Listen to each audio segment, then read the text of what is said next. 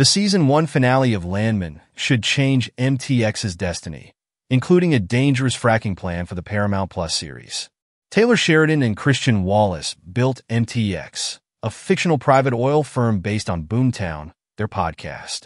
Landman Season 1 ending may have taken creative liberties with the cartel and other turmoil, but the oil business issues portrayed on the show are real.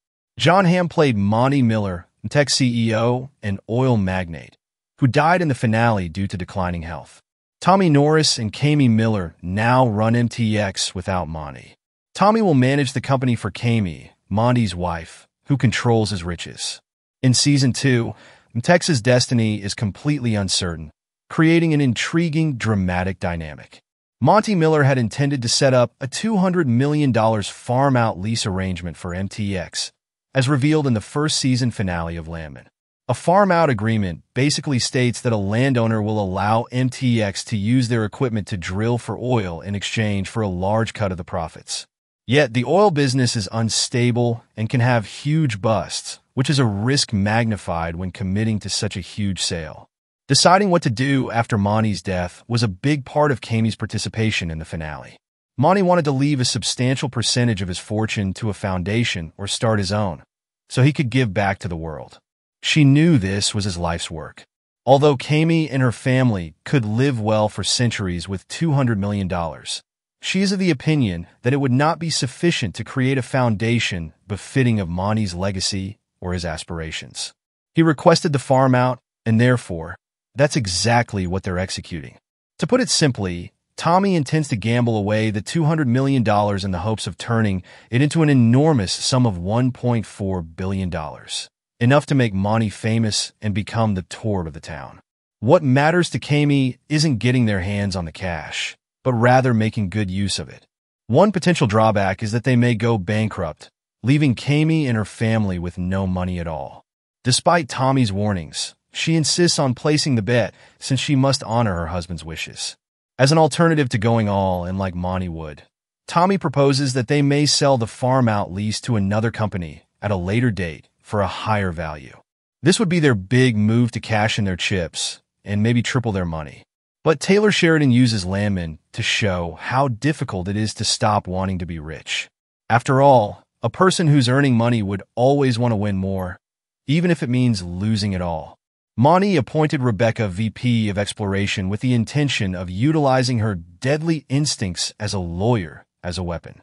Tommy then informs her that he needs her to negotiate a farm-out lease if they want to beat the banks. Tommy says they'll recoup on strikes 120% and let people share in the profits. He is making an effort to create a steady atmosphere to ensure that his employees are not troubled while they take a chance on this luxurious offer. Fracking involves Rebecca injecting pressured liquid into a well in order to break the hard rock below the surface and release the oil. This strategy, which has been around since 1947 and has generated a lot of controversy, has the potential to raise revenues, but Rebecca Falcone has made it obvious that she is very opposed to it. Although her affiliation with an oil firm makes her viewpoints seem strange, Taylor Sheridan probably included it in his show to weigh the benefits and drawbacks of fracking. Rebecca makes the case that fracking is to blame for the earthquakes in Oklahoma, citing the fact that the state experiences more earthquakes than any other in the United States.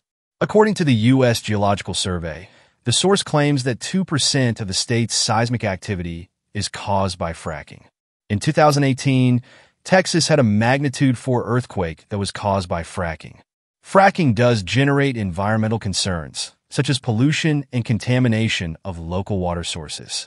Even though Rebecca's logic isn't exactly correct, even if Tommy claims that oil firms will outlive humans, it is still possible for them to fail due to falling oil prices or a pandemic.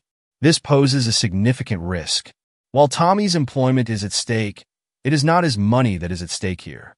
Tommy lives in a house that is owned by the corporation, and he is still deeply in debt from the last oil bust. If he were to lose his job, he would have a hard time supporting his family, as has been hinted at in multiple episodes. Even so, Tommy is an inventive guy, so even if M-Tex bombed, he'd probably figure out a way to get back up and running. After Monty passes away, Kami and her family's livelihood is in jeopardy, and this is the main focus of the episode. It seemed inevitable that all of their workers would be laid off due to issues in the oil industry. Since Landman has abandoned its patch crew characters, Taylor Sheridan's show has primarily focused on Texas elite players.